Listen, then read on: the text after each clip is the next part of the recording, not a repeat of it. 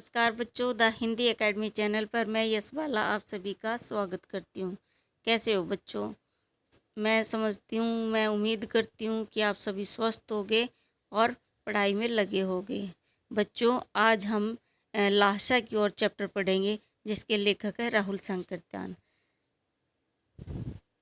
बच्चों, राहुल सांकृत्यान जी का जन्म सन 1893 ईस्वी में उनके ननिहाल गांव पंदहा, जिला आजमगढ़, उत्तर प्रदेश में हुआ। ननिहाल होता है बच्चों मामा का घर। उनका पैतृक गांव कनेला था। उनका मूल नाम केदार पांडे था। उनकी शिक्षा काशी, आगरा, लाहौर में हुई।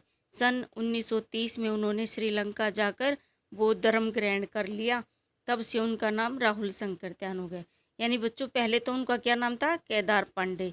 और जब उन्होंने बौद्ध धर्म ग्रहण कर लिया ना 1930 में श्रीलंका जाकर, तो उन्होंने अपना नाम चेंज कर लिया और क्या रख लिया? राहुल सांकृत्यान। उन्होंने उनको राहुल जी को पाली, प्राकृत, अपभ्रंश, तिब्बती, चीनी, जापानी, रूसी सहित अनेक भाषाओं की जानकारी थी। इसलिए बच्चों उनको महापंडित कहा जाता है। और इस महान पंडित की जो है मृत्यु कब हुई? 1963 में इनका देहांत हो गया। बच्चों, ये राहुल सांकृत्यान जी हैं जो स्वभाव से ही ये घुमक्कड़ थे। यानी कि इनको जगह जगह पर जाना, घूमना फिरना बहुत पसंद था। इन्होंने संपूर्ण भारत की और लगभग एक तिहाई विश्व के महत्वपूर्ण देशों की यात्राएं की, जैसे श्रीलंका, तिब्बत, नेपाल, ईरान, चीन, जापान, मंचूरिया, इंग्लैंड, सोवियत संघ आदि देशों की यात्राएं की। इसलिए बच्चों इनकी भाषा शैली में वहाँ के शब्द है ना, वहाँ की भाषा जो है काफ़ी आ गई, और इसलिए इनको बहुत सारी भाषाओं का ज्ञान हो गया। और जब इनकी लेखनी में भी ये लिखते थे तो वो उन भाषाओं के शब्द ये जो हैं उसमें यूज करते थे। ठीक है।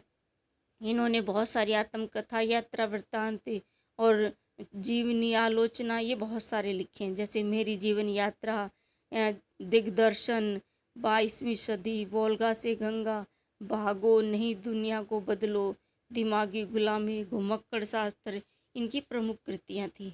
ठीक है। यानी कि बच्चों ये जो है एक से जगह से दूसरी जगह घूमने में बहुत खुश होते थे। ये जो इनका यह लाशा की ओर चैप्टर है, ये भी इनका एक संकलित अंश राहुल जी की प्रथम तिब्बत यात्रा से लिया गया है, जो उन्होंने सन 1929-30 में नेपाल के रास्ते की थी। यानी कि ये भी उनका एक यात्रा वृत्तांत का ही हिस्सा है। उस समय भारतीयों को तिब्बत यात्रा की अनुमति नहीं थी। अब बच्चों 1930 में तो जो है अंग्रेज थे ना यहाँ पर, तो उस टाइम पर क्या है, तिब्बत भारतीयों को तिब्बत यात्रा की अनुमति आज्ञा नहीं थी। इसलिए उन्होंने यहाँ यात्रा एक भिखमंगे के छद्म वेश में की थी।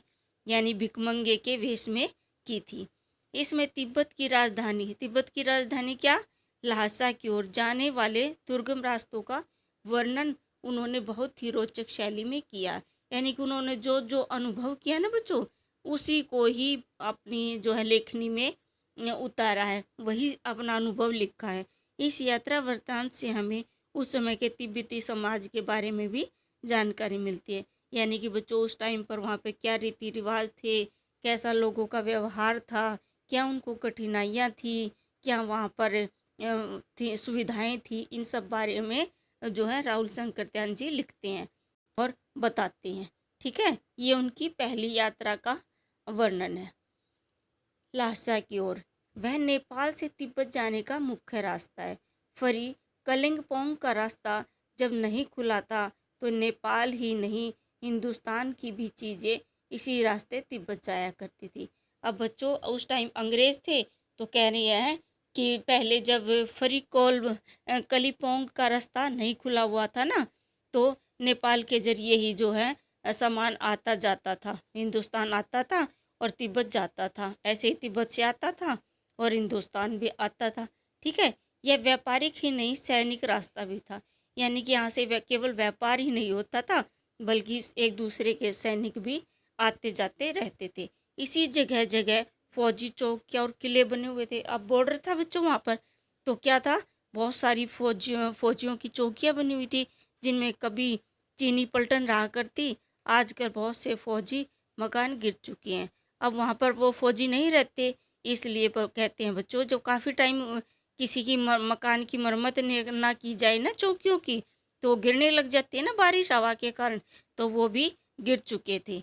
अब दुर्ग के किसी भाग में जहाँ किसानों ने अपना बसेरा बना लिया है, अब बच्चों वहाँ के टूटी फूटी थी वे किले, तो वहाँ के आसपास के किसानों ने क्या किया, उनको थोड़ा सा रिपेयर किया, ठीक किया और वहाँ पर रहने लगे। वहाँ पर कुछ आबाद दिखाई पड़ते हैं, ठीक है। तो वो आबाद होता है बच्चों, बसा हुआ जहाँ लोग रहते हैं। वो कहते हैं कि अब वहाँ पर क्या है, लोग रहने लग गए हैं, आजकल जो है वहाँ पर किसान जो है रहने लगे हैं। ऐसा ही परित्यक्त, परित्यक्त होता है छोड़ा हुआ, एक चीनी किला था, हम वहाँ चाय पीने के लिए ठहरे। लेखक कहता है कि एक ऐसा ही किला था जहाँ पर कि कुछ किसान रहते थे, तो हम वहाँ पर चाय पीने के लिए रुक गए।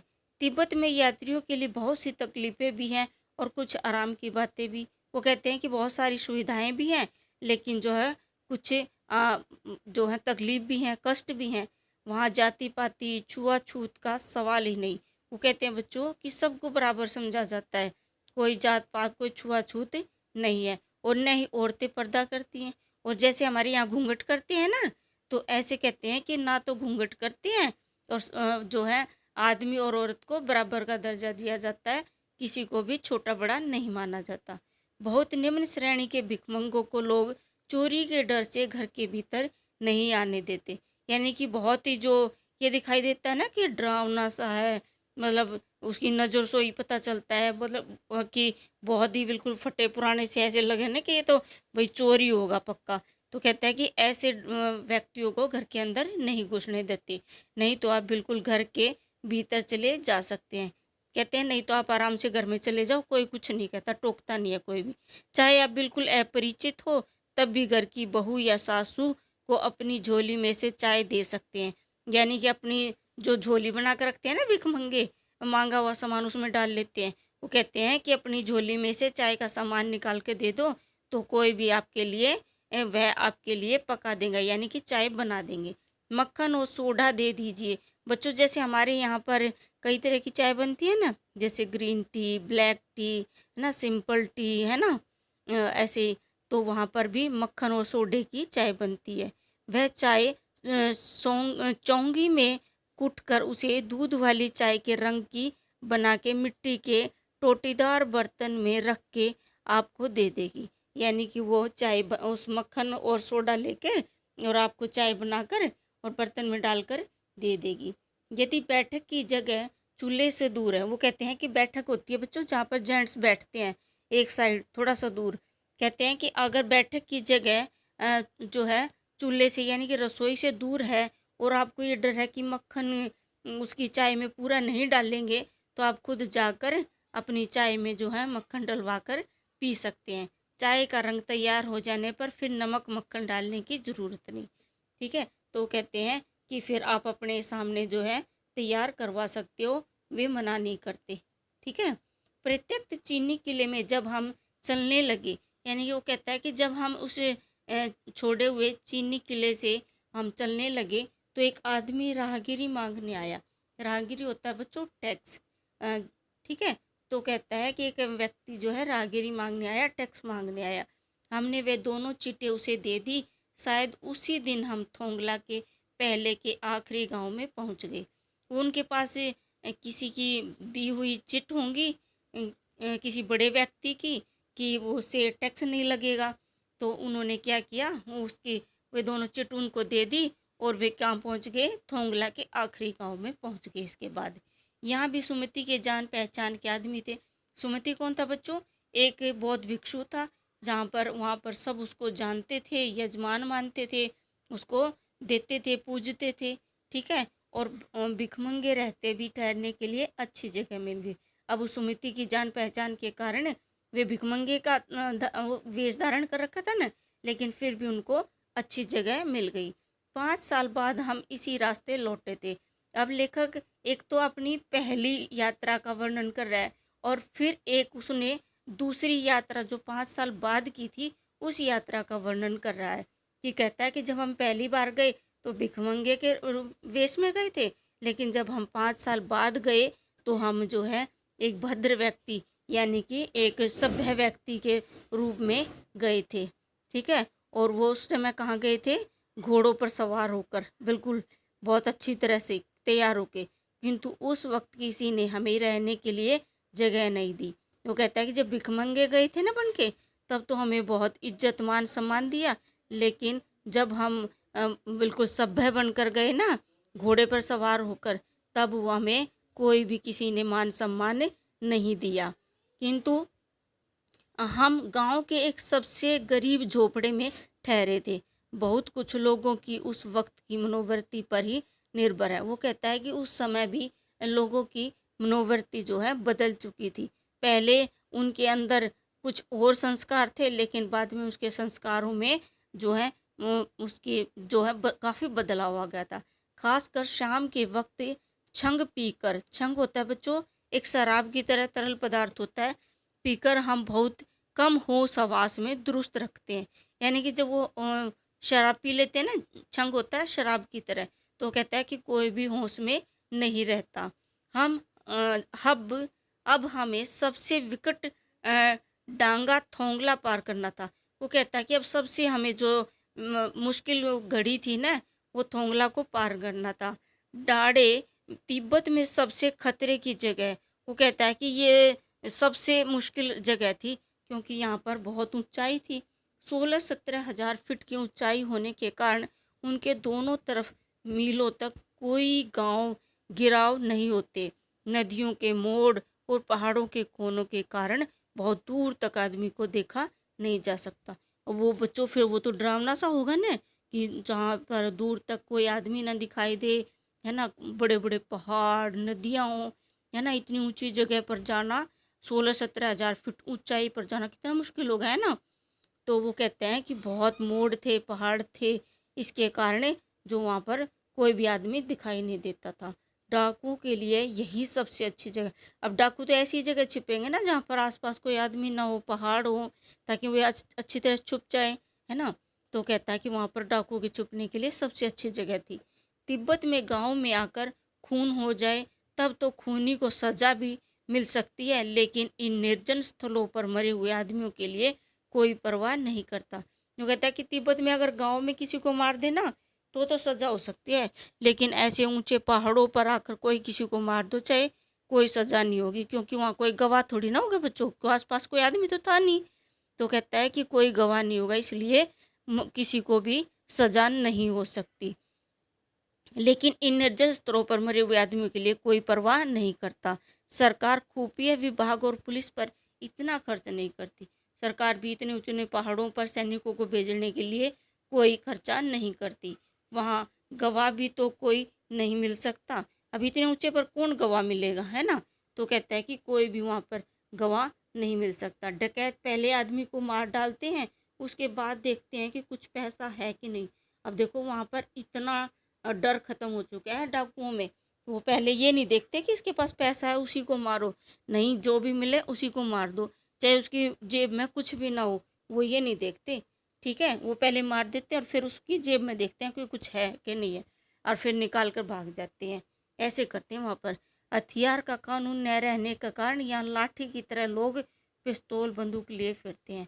वो कहते हैं कि हथियार का जो है कानून कुछ नहीं है, यहाँ पर तो लोग जैसे लाठियाँ हाथ में रखते हैं ना, ऐसे बंदूक रखते हैं। डाकू यदि जान से न मारे तो खुद उसे अपने प्राणों का खतरा है। अब सबके पास बच्चों बंदूक है, तो एक दूसरे से भी तो डर होगा ना। जिसको गुस्सा आया वही दूसरे को बंदूक से मार देगा। तो ये नहीं है कि जो है डाकू से ही डर रहता है, बल्कि एक दूसरे से आपस में भी सबका डर रहता है। गांव में हमें मालूम हुआ कि पिछले ही साल थोंगला के पास खून हो गया। वो कहता है कि गांव में हमें मालूम हुआ था कि थोंगला के पास किसी ने किसी को मार दिया। शायद खून की हम उतनी परवाह नहीं करते, क्योंकि हम भिखमंगे थे। अब वो कहता है कि हमें तो खून की इतनी मारने की इतनी चिंता नहीं थी, क्योंकि हम तो भिखमंगे थे। भिखमंगे तो खुद ही मांगते हैं, उनके पास क्या होगा, तो हमें इतना मारने का डर नहीं था, लेखक बताता है। और कहा कहीं वैसी सूरत देखते, टोपी उतार जीभ निकाल कुच्ची कुच्ची दया दया एक पैसा कहते भीख मांगने लगते। अब कहता है अगर हमें कहीं भी ऐसे कोई डरावना सा व्यक्ति मिलता ना, तो हम क्या करते, भिखमंगों की तरह एक्टिंग करने लग जाते, जीभ निकाल लेते और अपनी टोपी को आगे करके उसके सामने, और ऐसे कुची कुची यानी कि दया दया, 1 पैसा दे दो, 1 पैसा दे दो, ऐसे भिखारी की तरह नाटक करने लगते थे। लेकिन पहाड़ की ऊंची चोटी थी, पीठ पर सामान लाद कर कैसे चल दे। अब बच्चों को कुछ खाने पीने का थोड़ा बहुत उनके पास सामान भी था, वो उन्होंने पीठ पर लाद रखा था, है ना। तो वो कहते हैं कि अब इतना सामान लाद कर हमें ऊपर कैसे चढ़ पाते, और अगला पड़ाव 16-17 मील से कम नहीं था। अब बच्चों उनको जहाँ पर जाना था, यानी कि उन्होंने जहाँ पर रहने के लिए दूसरा अपना बनाया था कि हम उस जगह पर रुकेंगे, तो वो जगह जो है 16-17 मील से कम नहीं थी। उन्होंने अपना रहने का अगला जो अड्डा बनाया था। मैंने सुमति से कहा, अब लेखक कहते हैं कौन, राहुल सांकृत्यायन जी, कि मैंने सुमति कौन था बच्चों, वो बौद्ध भिक्षु है ना, जिसकी सहायता से उनको रहने के लिए जगह मिली थी और जिसके साथ वे आए थे। वो कहते हैं कि मैंने उनसे कहा कि यहाँ से लंगकोर तक के लिए 2 घोड़े कर लो, सामान भी रख लेंगे और चढ़े भी चलेंगे। अब पहाड़ों पर ऊपर चढ़ने के लिए घोड़े मिल जाते हैं ना, तो वो कहता है जैसे वैष्णो माता पे मिलते हैं। तो वो कहता है कि मैंने कहा सुमति से कि भाई इतनी ऊंचे नहीं चढ़ा जाएगा, और ऊपर चढ़ने के लिए तो कुछ 2 घोड़े ले लो, दोनों पर बैठ जाएंगे और जो हमारा सामान है ना, ये भी उनके ऊपर रख के आराम से ले जाएंगे। दूसरे दिन हम घोड़ों पर सवार होकर ऊपर की ओर चले। अब सुमति ने घोड़े कर दिए और वे घोड़ों पर बैठकर ऊपर चलने लगे। डाढ़े से पहले एक जगह चाय पी, और वो वहाँ पर पहुँचना चाहते थे। वो कहते हैं कि हमने वहाँ जाने से पहले एक जगह पर हमें चाय का प्रबंध मिल गया और हमने वहाँ पर चाय पी, और दोपहर के वक्त डाढ़े के ऊपर जा पहुँचे। अब वह दोपहर के वक्त वहाँ पर पहुँच गए। हम समुद्र तल से 17-18 हजार फीट ऊंचे खड़े थे, यानी कि हम समुद्र तल से इतने ऊंचे थे। हमारी दक्षिण तरफ पूर्व से पश्चिम की ओर हिमालय के हजारों श्वेत शिखर चले गए थे। बिट्टे की ओर दिखने वाले पहाड़ बिल्कुल नंगे थे, न वहाँ बर्फ की सफ़ेदी थी न किसी तरह की हरियाली। उत्तर की तरफ बहुत कम बर्फ वाली चोटियाँ दिखाई पड़ती थी। सर्वोच्च स्थान पर डाढ़े के देवता का स्थान था, जो पत्थरों के ढेर, जानवरों की सींगों और रंग बिरंगे कपड़े की झाड़ियों से सजाया गया था। यानी कि वहाँ पर जो है वो एक देवता भी था डाढ़े का, और उस देवता को किससे सजाया था बच्चों, पत्थरों के ढेरों से, जानवरों के सींगों से, रंग बिरंगे कपड़ों से। अब वहाँ पर आसपास में यही तो सामान मिलता था, तो वे बेचारे क्या करते, उसी से सजाया था। ठीक है, कुछ दूर थोड़ी मुश्किल थी, लेकिन उतराई बिल्कुल नहीं। शायद 2-1 और सवार साथी हमारे साथ चल रहे थे, यानी कि 2-4 व्यक्ति जो हैं और भी साथ ही चल रहे थे। मेरा घोड़ा कुछ धीमे चलने लगा। मैंने समझा कि चढ़ाई की थकावट के कारण ऐसा कर रहा है। अब जब घोड़ा धीमे चला तो लेखक ने सोचा कि चढ़ाई बहुत थी ना, इसलिए वो थक गया और उसे मारना नहीं चाहता था। अब लेखक को ये महसूस हुआ कि इसको मारना नहीं चाहिए क्योंकि ये भी थक गया है। धीरे धीरे बहुत बिगड़ गया और दैनिक वस्तुओं की तरह अपने घोड़े पर झूमता हुआ चला जा रहा था। ठीक है, ये दैनिक कष्ट तो है बच्चों, क्या था, एक स्पेनिश उपन्यासकार था। क्या था ये, एक स्पेनिश उपन्यासकार, सावतज के उपन्यास डॉन क्विक्सोर का नायक था। वो क्या करता था, वो हमेशा घोड़े पर चलता था, उसी का जिक्र इसमें किया गया है। ठीक है, जान नहीं पड़ता था कि घोड़ा आगे जा रहा है और पीछे।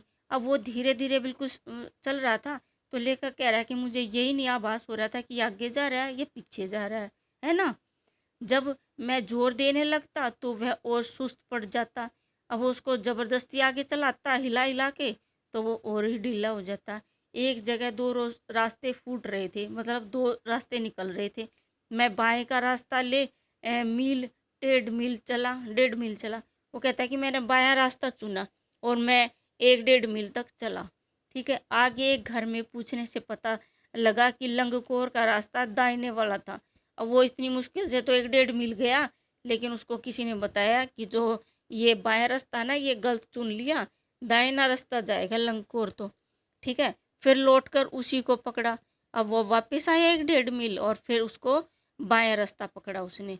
4-5 बजे के करीब मैं गाँव से मील भर था तो सुमति इंतज़ार करते हुए मिले। अब सुमति पहले ही आगे चला गया था, फिर उसको आगे सुमति मिल गया।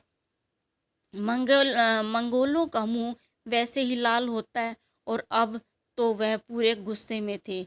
उन्होंने कहा, मैंने 2 टोकरी गंडे फूट डाले, 3-3 बार चाय को गर्म किया। ये होता है बच्चों, वो गोबर के उपले नहीं होते, वो कहता है कि मैं 2-3 टोकरी जो है वो फूक दिए और 3-4 बार जो है चाय गर्म कर ली। मैंने बहुत नरमी से जवाब दिया, लेकिन मेरा कसूर है मित्र, देख नहीं रहे हो कैसा घोड़ा मुझे मिला। अब सुमति को गुस्सा आया कि मैं तो इतनी बार देर पहले यहाँ पहुँच चुका हूँ और मैंने इतनी जो है कई टोकरियाँ ये उपले फूक दिए, 3-4 बार आपके लिए चाय गर्म की और आप अब तक आए नहीं। सुमति गुस्सा हो रहा है क्योंकि सुमति तो आगे आ गया था ना।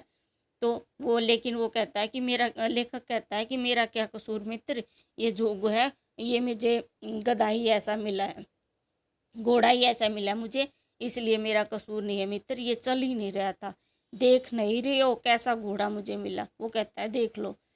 मैं तो रात तक पहुंचने की उम्मीद रखता था। तो कहता है कि मुझे तो ये उम्मीद थी कि ये तो मुझे रात तक ही पहुंचाएगा। खैर सुमति को जितनी जल्दी गुस्सा आता था उतनी जल्दी वह ठंडा भी होगा, क्योंकि बहुत भिक्षु है। वो कहता है कि 1 मिनट में तो गुस्सा आ गया, लेकिन बहुत जल्दी ही उसका गुस्सा उतर भी गया। लंकोर में वह एक अच्छी जगह पर ठहरे थे। यहाँ भी उनके अच्छे यजमान थे। अब वो तो पहले सब जानते थे ना सुमति को, तो कहता है कि उसके वहाँ पर भी बहुत सारे जानकार थे। यहाँ भी इसलिए उनको अच्छी जगह मिल गई। यहाँ अच्छे यजमान थे, इसलिए पहले चाय सत्तू खाया, रात को गर्मा गर्म थुक्पा पिया। बच्चों चाय सत्तू नहीं, ये चावल का बनता है, ठीक है, ये सत्तू चावल का बनता है। ये कहता है कि हमने जो है वो सत्तू पिया चावल का और फिर हमें यहाँ पर ही रहे, ठीक है। अब हम तिंगरी के विशाल मैदान में थे। अब वो उस पहाड़ी से उतरकर कहाँ पहुँच गए? तिंगरी के विशाल मैदान में, जो पहाड़ों से घिरा टापू सा मालूम होता था, जिसमें दूर एक छोटी सी पहाड़ी मैदान के भीतर दिखाई पड़ती थी। यानी कि उसमें भी एक छोटी सी पहाड़ दिखाई देता था, पहाड़ी सी थी। उसी पहाड़ी का नाम है तिंगरी समाधि गिरी, यानी कि जो उसके अंदर एक पहाड़ी थी ना, उसका नाम है तिंगरी समाधि गिरी। आसपास के गांव में भी सुमति के कितने ही यजमान थे। अब सुमति तो वहीं का था, इसलिए बच्चों वहाँ सब उसको जानते थे। कपड़े की पतली पतली चिरी बत्तियों के गंडे खत्म नहीं हो सकते थे, क्योंकि बोध गया से लाए कपड़े के खत्म हो जाने पर किसी कपड़े में बोध गया का गंडा बना लेते थे। अब वो क्या करता था, एक कपड़ा लेता था और उसको जैसे तबीज सा होता, एक गंडे के ऊपर उस कपड़ा बांध के और कुछ मंत्र सा बोल देता था और उसको जो है लोग है ना सब प्रसाद मान के उस डंडे को ले लेते थे। अब वो बहुत सारे कपड़े ला रखे थे उसने बोध गया से, और उन सबको एक एक डंडे पर बांधता, एक और मंत्र सा बोलता और सबको प्रसाद के रूप में वे कपड़े बांट रहा था, है ना, और सब उसको कपड़े को ले रहे थे। वह अपने यजमानों के पास जाना चाहते थे। मैंने सोचा यह तो हफ्ता भर उधर ही लगा देंगे। अब वो जो सुमति है ना, वो जो उसके यजमान थे, उसके आने चाहने वाले थे, वो उनके पास जाना चाहता था। लेकिन लेखक ने सोचा कि अगर ये चला गया ना तो एक एक हफ्ता यानी कि 1 वीक तो ये वहीं लगा देगा। मैंने उनसे कहा कि जिस गांव में ठहरना हो उसमें भले ही गंडे बांट दो, मगर आसपास के गांव में मत जाना। वो कहता है कि ये जो आपने कपड़े ला रखे हैं ना, ये और आप ये इस पे डंडे पर बांध कर ये बांट रहे हो, ये हम जिस गांव में रुके ना उसमें बेशक बांट देना, लेकिन आप है दूसरे गांव में मत जाना इनको बांटने के लिए। इसके लिए मैं तुम्हें लासा पहुंचकर रुपए दे दूंगा। वो कहता है कि आपको यजमानों के घर से पैसे मिलते हैं ना, खाना मिलता है, आप इसकी चिंता मत करो, जब हम लासा पहुंच जाएंगे ना तो मैं आपको और पैसे दे दूंगा। सुमिति ने स्वीकार कर लिया। सुमिति ने बोला कि ठीक है।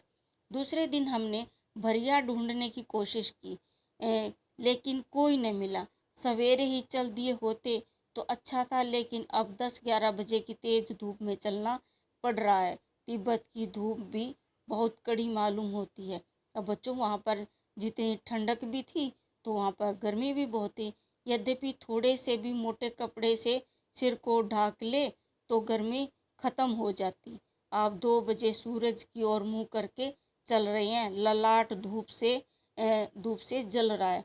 वो कहता है कि जो दोपहर के ना 2 बजे थे और सूरज है ना सामने से बहुत तेज लग रहा था और हमारा चेहरा ललाट यानी कि चेहरा बहुत धूप से जल रहा था और पीछे का कंधा बर्फ हो रहा था। सामने से तो धूप लग रही थी लेकिन पीछे से ठंड लग रही थी।